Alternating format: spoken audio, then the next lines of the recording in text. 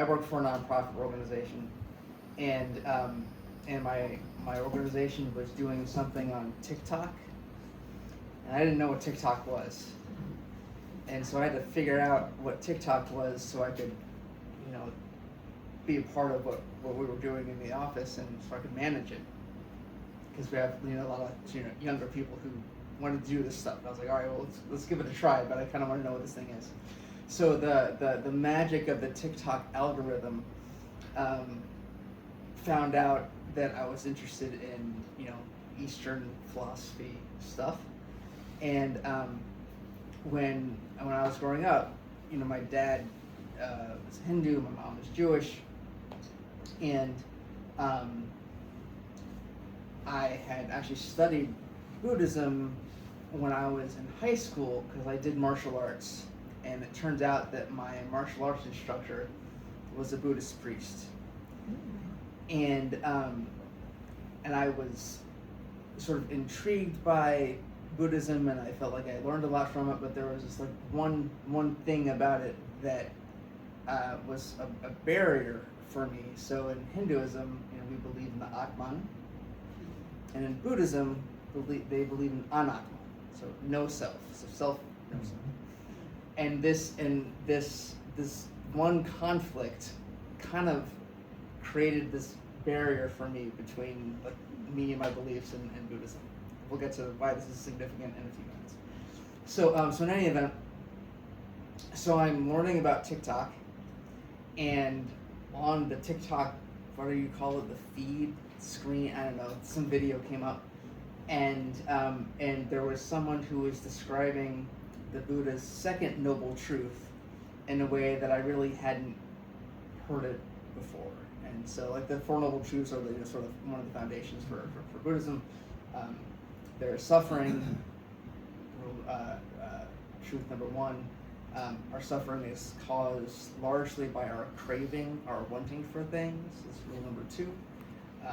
Truth number three is that basically because of the law of cause and effect of karma, there is a way out of suffering. If suffering has causes, we can address the causes and then alleviate our suffering. And then the way to do that is through the Eightfold Path, which, you know, virtually every religion has some sort of version of, you know, in Hinduism we have the yamas and the niyamas. The Eightfold Path is akin to the yamas, niyamas, like in most world religions. And so, so in any event, so there was this person who was describing the second noble truth in a way that I hadn't heard before. I thought, wow, this is really neat.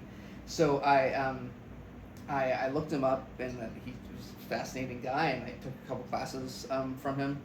And then in my organization, once you are there for 15 years, you get a sabbatical and a modest bonus. And so I was planning to use my sabbatical and my modest bonus to go horseback riding. We have a horse, and love horses. And there's this place, and my last name is Lovell, and there's a place in Lovell, Wyoming, where you could do a horse drive where you bring 50 horses from Lovell, Wyoming to Montana, and I thought this would be awesome. And so I signed up, but lo and behold, they didn't have a spot for me. And so I reached out to them the next month, and I was like, okay, like, is there any spots available? No, sorry. And I did this for like 3 months. No spot for me. So then I get an email from the guy who I saw on TikTok saying that he was doing this trip to Bhutan, and lo and behold, it was at the same time as this horseback riding trip in Wyoming that the universe apparently did not want me to go on. But I thought, well, maybe the universe wants me to go to Bhutan instead of riding horses in Wyoming. So I signed up to go to this, to go on a trip to Bhutan, this country that I didn't know where it was on the map. And it turned out to be just a phenomenal experience. I met a wonderful group of people and a wonderful Lama. And 6 months after that, the Lama was taking a group of people to his home in Nepal, and so I went on that trip to Nepal, and so I'll share some of the things that I learned and saw when I was in Bhutan. This is a wonderful picture of me during 4th of July. Here we go. Okay. So this is this is my lama. His name is Geshe Tenzin Zopa. Geshe is like a title in Tibetan Buddhism. It's like a PhD, except that it takes you 20 years to get. He got it in 17. So one of the our flight path in Bhutan was essentially we would wake up in the morning. We would go to we'd take a bus to the base of some mountain. We would hike for several hours, and we would go to a temple.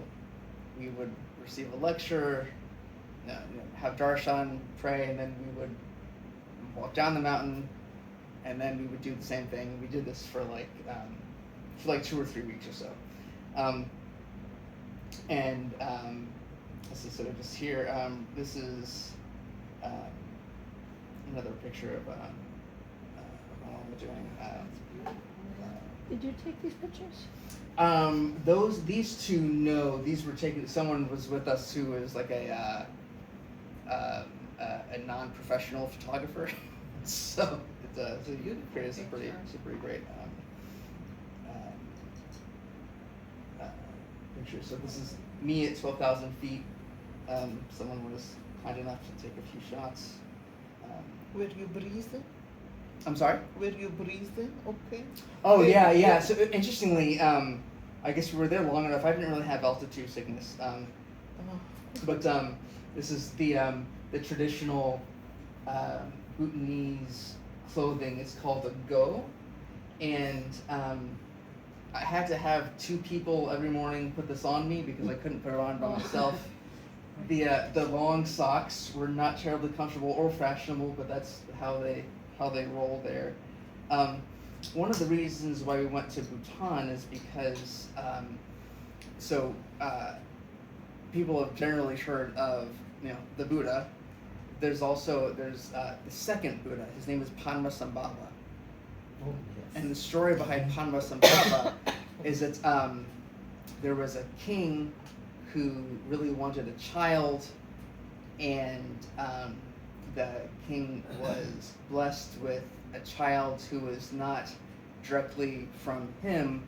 One of the Amitabha Buddha sent down a ray of light. The ray of light hit a lotus in the middle of a lake, and Padmasambhava was born of the lotus of the lake.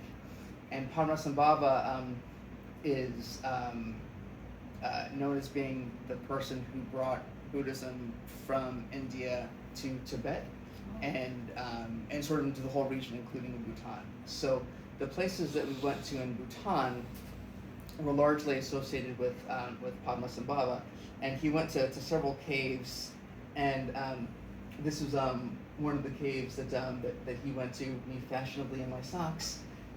So we were able to meditate and to do some chanting in these caves, and so if you can imagine, just the resonant energy of both the sound and the spirit of chanting Om in the caves is pretty remarkable. One of the most famous places in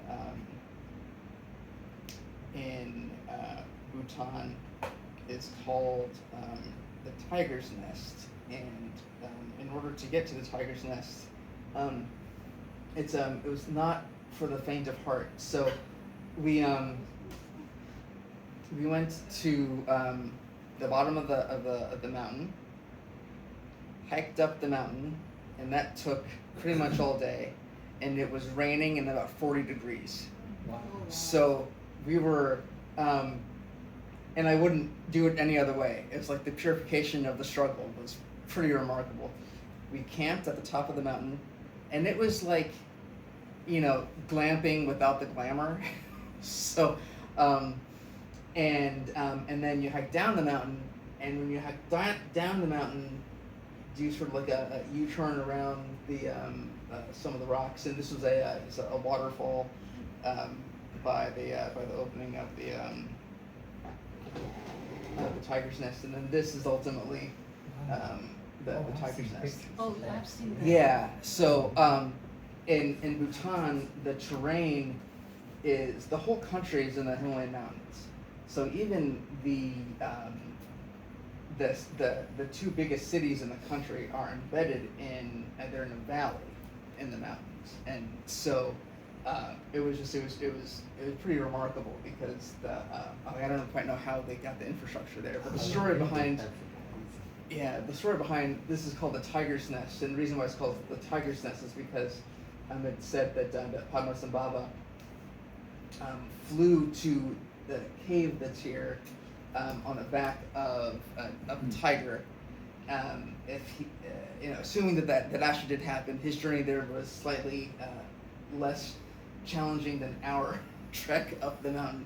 When I came down, it was wet, and I didn't have proper shoes, and so I nearly fell and hurt myself multiple times. So if you ever trek to Bhutan, it's important to bring rain gear, which I did not do. So this is me and my llama at outside the Tiger's Nest, and one of the pretty remarkable things I think about Bhutan. So one of the principles of the country is this idea. We have a gross national product or gross domestic product in the U.S., and they have what they call the gross happiness. Measure or gross national happiness. Is their goal, and most of our interactions were with our tour guides, but it really did seem genuine. The country is a monarchy, and but there's genuine affection for the monarchy and the way that the monarchy tries to take care of people. So they have a regular house, they dress in the traditional dress, there's not crowns, they were wearing, the king wears the similar go to what I was wearing. And I think that the way that a civilization treats its animals is a good reflection of just the level of compassion in the society. And in Bhutan, there were the dogs were wild, and so this is a wild dog that was at one of the places that we stayed, and and here it was one of the last days on the trip, and I was kind of sad that the trip was ending, and this dog just came to comfort me. And so what was really special about this is that if you look down here, so this is my daughter. So this is my daughter comforting me and the dog comforting me on one of my last days there. Like I said, I was in Bhutan for a couple weeks, and then the prize. Sort of the prize experience while I was in Bhutan was I was at a dinner, and we're all sitting around a table similar to this, and sort of slowly, for what reason I don't know, people started just leaving the dinner, and it ended up being just me and my llama. Only he wasn't my llama at the time, and so I decided we started talking, and I asked him. I said, "Can you explain to me through this concept of anatman in Buddhism, because it was just bothering me for 30 years. What is this, and why is it?"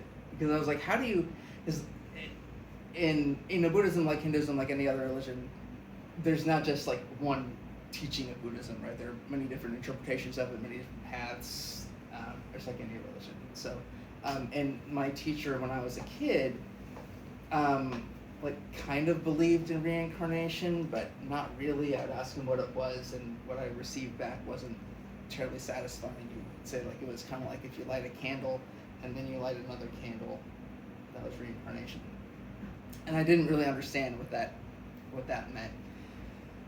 And but in Tibetan Buddhism, reincarnation is like very much a central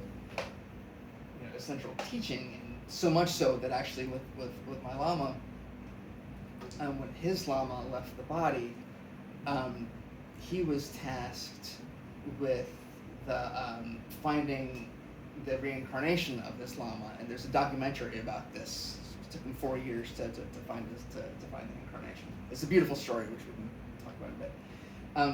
So in any event, so I was asking my Lama, like, what is this difference between Atman and non-Atman, and how do you have an Atman if you believe in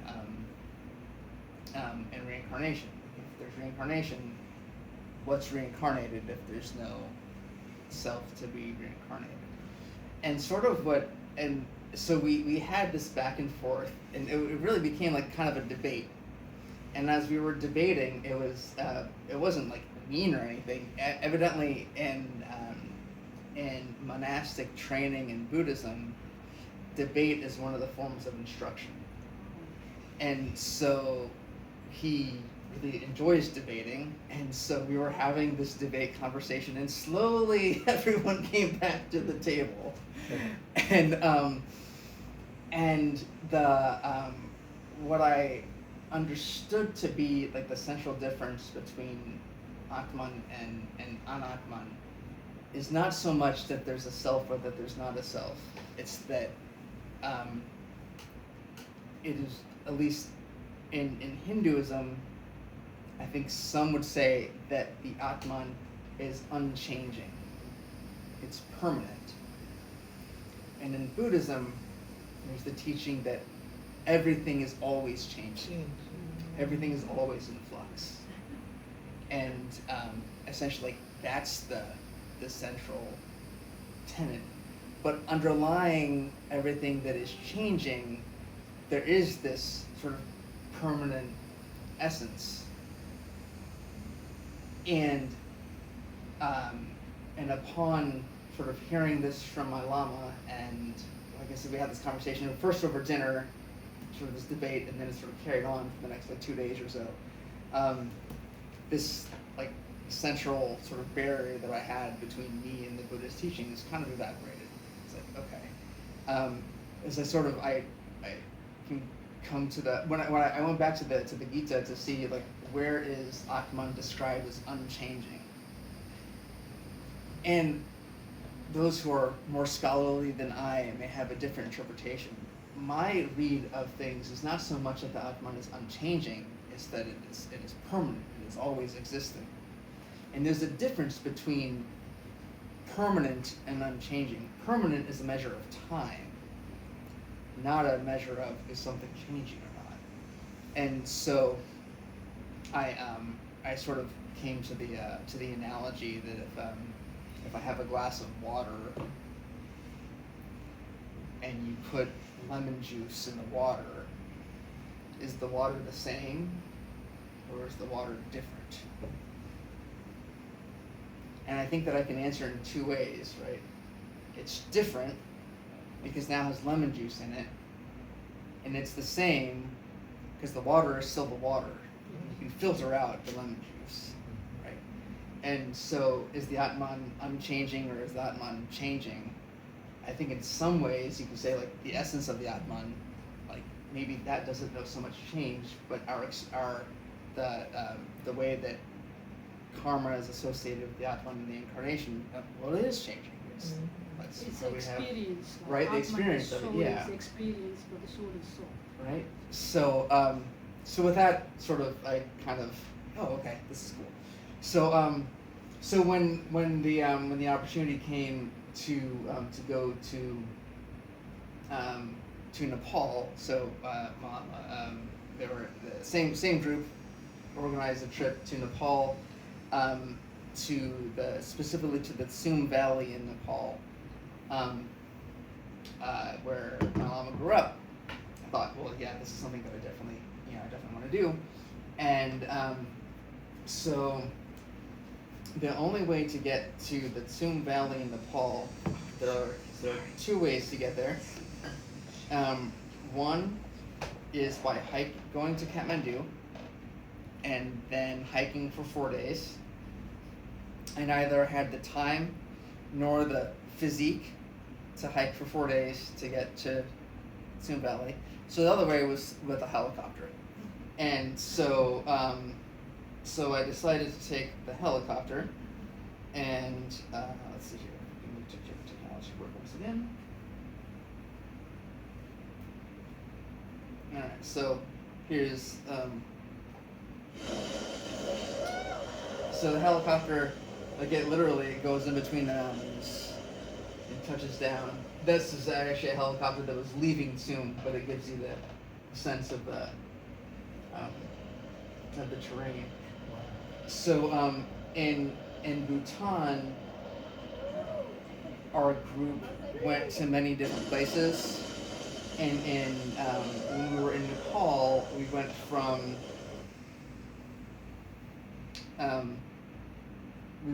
Kathmandu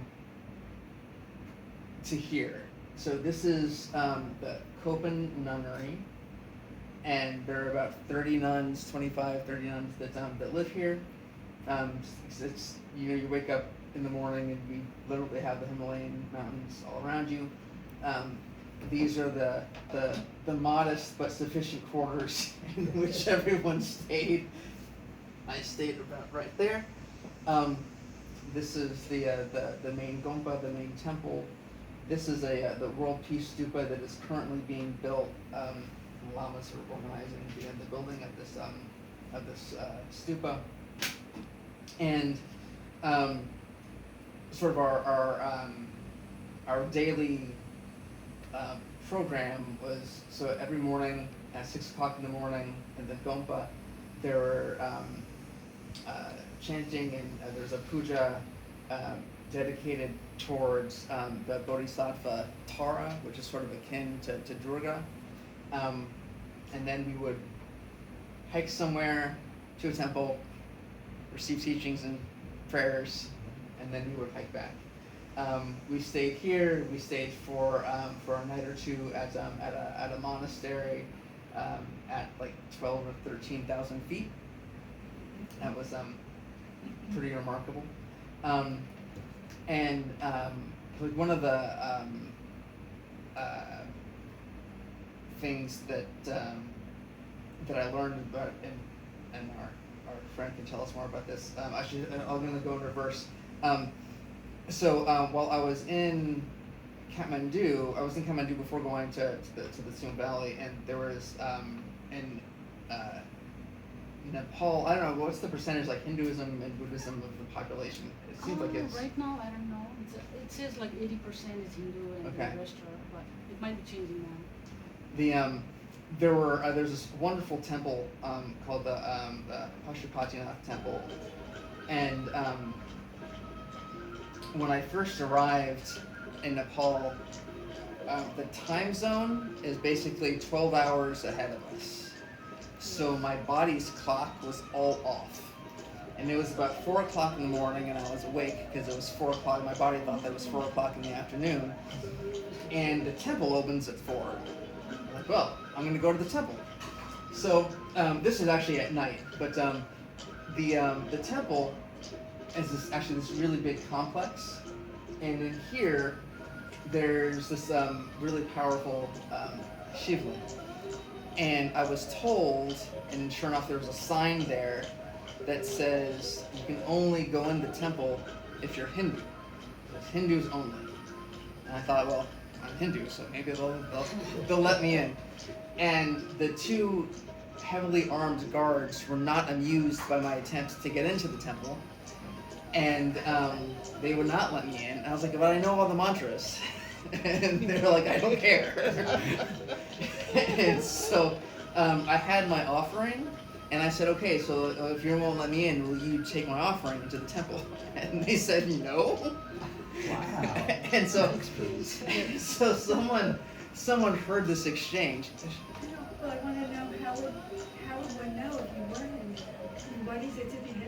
Yeah, so it basically meant like if you were Nepali or if you were Indian, like if I had brown skin, they would have let me in. But like, oh yeah, so it was that's what people have experienced in the U.S. for hundreds of years, and I experienced it over there. It was fine.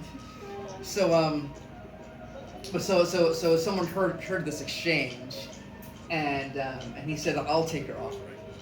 And so he took my offering, and he brought it into the temple, and then he brought it back to me. I just decided to sit outside the temple and meditate, and so then he came back to me, and he said, "Now this is for you. This is your prasad." And one of the things that was in the offering are these really beautiful Rudraksha beads, and so I was able to bring them home, and I gave them to my dad. So that was just super cool. So I wasn't able to get into here, but there's this really large temple complex, and so they had the different murti. They had Rama, and they had Hanuman and Ganesha, and then and at night they do arti.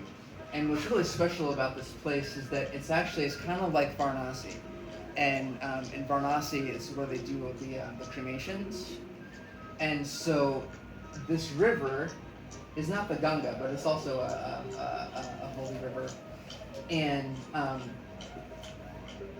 here, yeah, so here's the river, and then this red building, I think. And then this white building over here is actually a place where people can bring their family if they're sick or if they're elderly before they leave the body. And they can spend time in prayers with the family. And then when the time actually comes, they bring the bodies to these platforms, and they're wrapped up, and they do cremations. And so they do like 50 cremations a day. So we like literally saw the cremations taking place.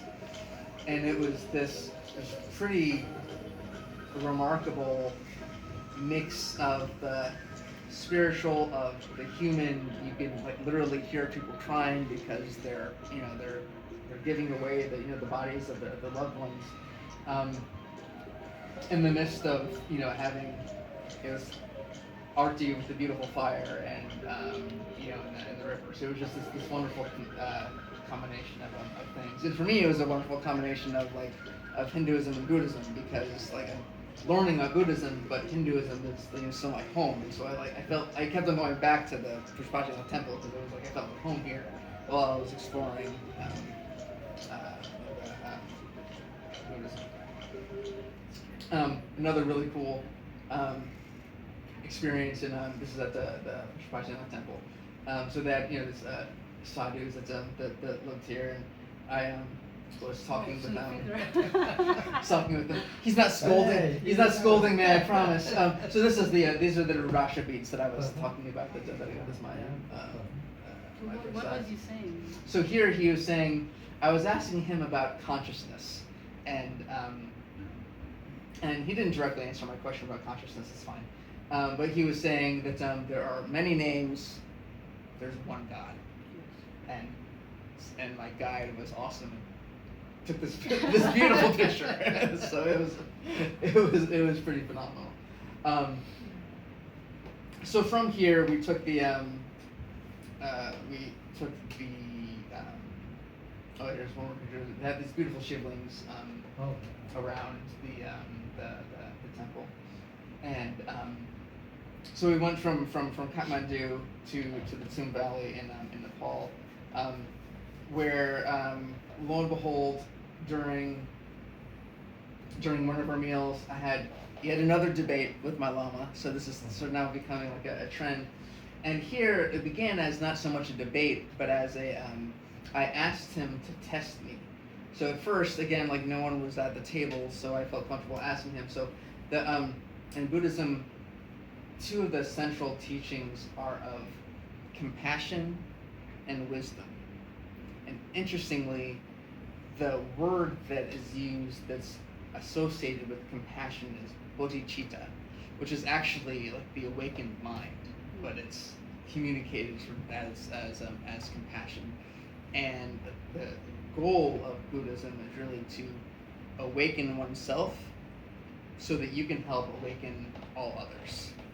And it's because everything is interconnected that we can see, really like, empathize with the suffering of others, and so we want to help everyone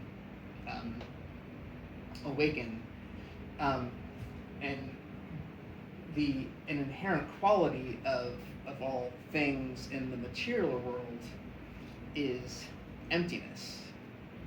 And so it's this idea that nothing actually has inherent qualities. But emptiness is not nothingness. Sometimes it's translated as nothingness, but there's a really big difference between emptiness and nothingness. I see emptiness, we talked a little bit about this, as kind of like pure potential. It's like there's nothing permanent here, but it's 100% potential. And so I asked him, because this is a really important teaching in Buddhism, I asked him to test my understanding of emptiness, see if I have it right. Because I feel like I told him I said I have a preschool understanding of emptiness, and I want to graduate to kindergarten. And one of the analogies that I gave was of maybe folks have seen The Little Mermaid, the movie.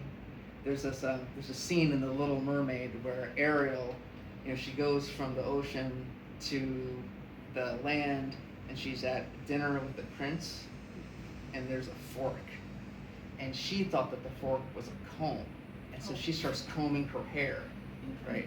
And so to me, like, this is this wonderful Disney-esque example of the emptiness of all things, right? Is the fork a fork that you eat with, or is a fork a comb? And fork is it's an object, but we typically give it the meaning of a eating utensil, and she gave it the meaning of a comb. But is one wrong or one right? Well, one is normalized. It's not so much that one is right or one is wrong. There's different purpose. Right? So we had this wonderful discussion about emptiness that then became, actually, I don't know how we even got onto this, but then became this is a discussion about the ultimate purpose of Buddhism and the ultimate purpose of Hinduism. Wow. And like my Lama was saying, like, I think that the purpose of Hinduism to some degree was like the achievement of ultimate joy, whereas the ultimate purpose of Buddhism is like nirvana, extinguishing sort of attachment. And I was saying that, like, I think they're actually the same thing. That the purpose of achieving like self-realization isn't necessarily, like, the point isn't like a hedonistic happiness. When we look at the conscious understanding that Atman is Brahman and Brahman is Atman, like, that is in itself the attainment of nirvana. That is extinguishing sort of our attachments and cravings and everything. Do they practice non-attachment? Like, did you talk about that? Oh yeah. Though it's also, I think the main principle is not so much non-attachment as in, like, don't have an iPhone or don't have a car or don't eat ice cream. It's more that our craving for the car and our craving for the iPhone and our craving for the ice cream creates the conditions for us to eventually be unhappy, because the iPhone will break, the ice cream will melt, and the car will break down. And so it's have your iPhone. He has an iPhone. You're right. The nuns that I was with, like, they had iPhones. They were reading scriptures, reading from the iPhone. But it's like, don't be attached to the iPhone. So don't get sucked into TikTok all the time and Instagram all the time, right? So it's a tool. Was that yak milk on the table there? Oh, so mine was actually butter. I think this is butter tea. It's made out of, butter, and so it's very salty. It's very salty. They put a salt in it. Yeah, it's if you have the opportunity to try butter tea, I would recommend trying it and then having another drink next to you. It was, so I'm having chai. Oh, chai, okay. Yeah, mine is chai. This is the butter tea. So what is the reason for them drinking this? For doing, For Drinking drinking the butter tea. oh, it's just refreshment. It's not, they like it. It's not, That's what they drink. yeah, that's what they drink, yeah. It's kind of like if people, Just like we drink chai, you know. Yeah. So Yeah. chai or it's coffee. normal for them. Yeah, Uh-huh. it's not it wasn't like a religious thing. It was just, we had butter tea all around Bhutan. And interestingly, Is it made with milk? yeah, I think is Yak it chai, yak you know, milk they put a and salt instead of we have sugar, right? We have Yeah. salt. they put salt in it and then they also put And they put, fried. you know, butter, ghee. Oh. When we think of, at least when I think of fried rice, I think of going to the Chinese food place and getting like, you know, there the fried rice is like it's without cooking the rice is fried and it becomes crispy, almost like the texture of a crispy potato chip, and you put the rice in the tea, you put it in the butter tea or in the chai or whatever, and Oh, you rice yeah, and tea. it adds, yeah, so you mix it with the tea and then it's kind of, Wow. it makes your tea crunchy. It's actually really good. I let's see, I've been talking for too long, so let me just share a couple of other things. One of the things that we did while we were in at the nunnery, you may probably have seen Tibetan prayer flags, Mhm. and so see that the prayer flags that they had there were kind of tattered, and so we put up new prayer flags, and so this is my lama and me on a big rock, putting up the prayer flags. You can see it. It's a different shot of us. What makes a llama You're not happy? far away at all. So this is a good question. You can- Someone who is not ordained can become a lama after being in seclusion and prayer for so like 3 years. Seclusion. Yeah, so being by yourself. Wow. Does it mean that they have to live away from the society, from all people? Like Yeah. they should be all alone? So they're basically alone. I think I was told like someone like will be there to like bring food and stuff, Okay. but To live fundamentally in a you're cave alone. or something? I don't know they necessarily have to be in a cave, but yeah, I asked about this. It's like how could someone sadhu, you know, become a lama? But you're basically a sadhu for like But they can live in a city. for 3 years. They can be in a I city. guess if you're fundamentally alone, you could. It's something that I don't know all that much about. I asked about it. So lama is not like replacing the old, the leader or something like Oh, so there is the Dalai Lama, that. Dalai Lama. and so that's like so the Dalai Lama is essentially like the head of Tibetan Like the Buddhism chief in of the all same way lamas. that like the Pope is the head of the Catholic Church, only it's not only selected very differently. So the Dalai Lama is the reincarnation of like our current Dalai Lama, said to be the reincarnation or an incarnation of Avalokiteshvara. Avalokiteshvara is the bodhisattva of compassion. So, like in Hinduism, we have one God, many different aspects. In Buddhism, it's a little bit different in that the bodhisattvas are not considered like elements of the one God, although everything is interconnected. The bodhisattvas are like emanations of different qualities of enlightenment, or you can say like different qualities of Brahman. And so Avalokiteshvara is one of the primary bodhisattvas, and so anyone sort of like our aspiration as humans in Buddhism is essentially to become a bodhisattva.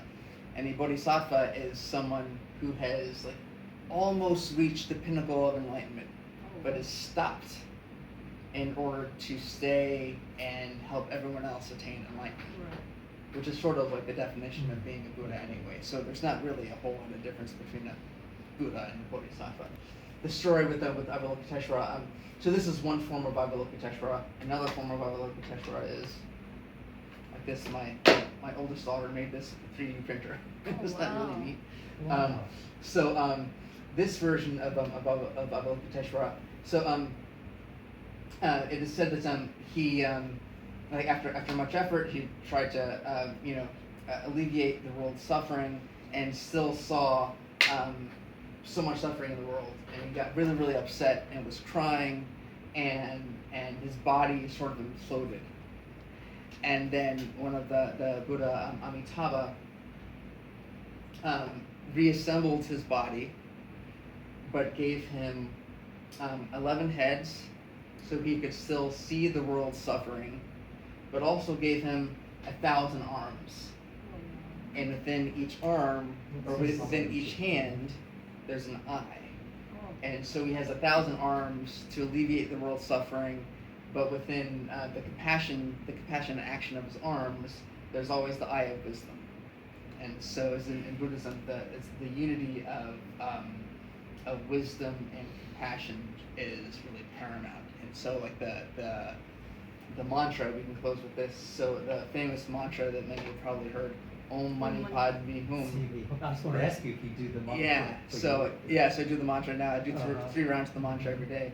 Om, so Om, but there actually I think is a slightly different interpretation between Buddhism and Hinduism of Om, but we can get to that later. So this Om, Mani represents compassion, Padma, wisdom, and Hum is the unity of wisdom and compassion. So they chant Om Mani Padme Hum all over the place. There's on the front of prayer flags with the prayer wheels, and Avalokiteshvara is the bodhisattva that gave us the mantra of Om Mani Padme.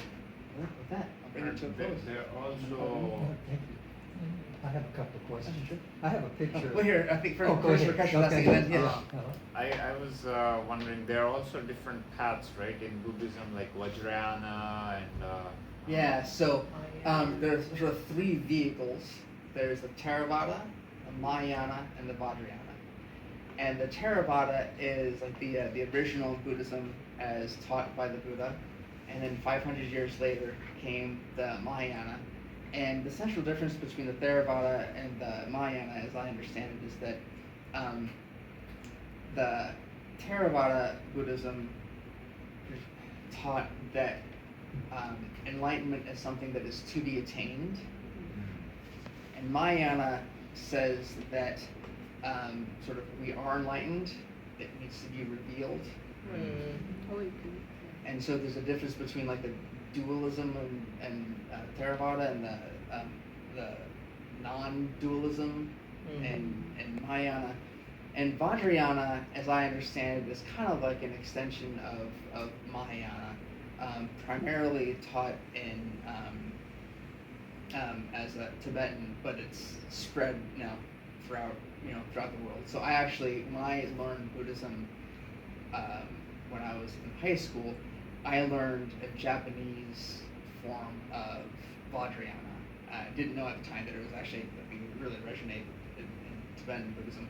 And like a central practice in Vajrayana, and like there's a lot that's esoteric.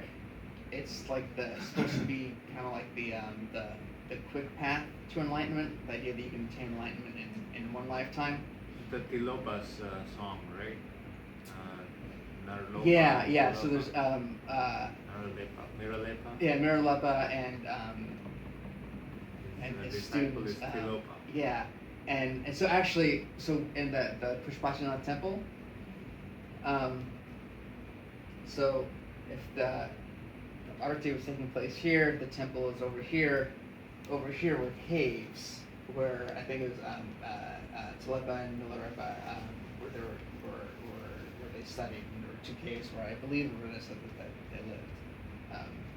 Yeah, it was really interesting. But essentially, the Vajrayana is like the quick path. The rocket ship. Yes, the rocket ship path. Yeah, with a lot of like the combination of visualization, mantra, and mudra. So you sort of combine your thought, word, and deed. Cool, Do they thank still you. use bathing bowls? So interestingly, so when I was in India, this is 20 years ago, there were a lot of people asking for money.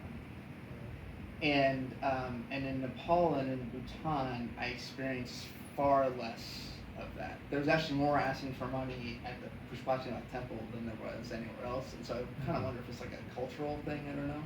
Well, it's interesting how yeah. it changes. I didn't see many baking bowls. Oh, okay. Because I heard they made their own bathing bowls and just hammered out and stuff. And they sold to tourists basically that this is from a real Buddha. Oh, is that right? There, you know, they sell.